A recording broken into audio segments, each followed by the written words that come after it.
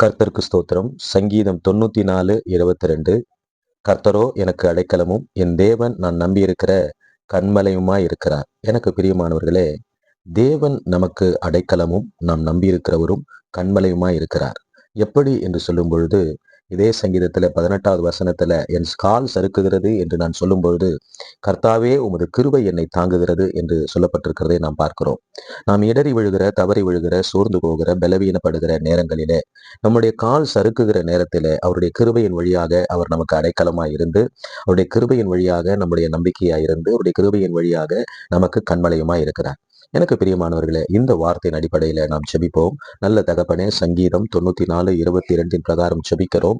உம்முடைய கிருபையின் வழியாக நாங்கள் இடறுகிற, தவறுகிற, ஆண்டவரே, சோர்ந்து போகிற, பலவீனப்படுகிற வழி நேரங்களிலே உம்முடைய கிருபையின் வழியாக, கிருபையின் மூலமாக நீர் எங்களுக்கு அடைக்கலமும் நாங்கள் நம்பி இருக்கிறவரும் எங்களுடைய கண்மலையுமாய் இருக்கிறபடியினாலே நன்றி சொல்லுகிறோம்.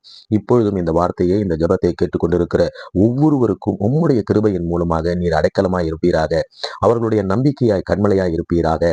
ஆண்டவரே, அப்பா, சறுக்கி விழுகிற சூழ்நிலையிலே, இடறி விழுகிற சூழ்நிலையிலே, சோர்ந்து போயிருக்கிற சூழ்நிலையிலே, ஆண்டவரே, பலவீனப்பட்டிருக்கிற சூழ்நிலையிலே, இன்னல்களிலே, துயரத்திலே, துன்பத்திலே இருக்கிற சூழ்நிலையிலே உம்முடைய கிருபையின் மூலமாக நீர் அவர்களுக்கு அடைக்கலமாய் இருந்து, அவர்களுடைய நம்பிக்கையாயிருந்து, அவருடைய கண்மலையாயிருந்து, அவர்களை அப்படிப்பட்ட சூழ்நிலையிலிருந்து நீர் விடுவித்து, தாங்கி, தப்புவித்து, ஏந்தி நடத்தும்படியாக நான் ஜெபிக்கிறேன். கர்த்தர் அவ்வண்ணமாகவே செய்தபடியினாலே நன்றி சொல்லுகிறேன். இயேசு கிறிஸ்துவின் இனிதான நாமத்தில் ஜெபிக்கிறேன் தகப்பனே.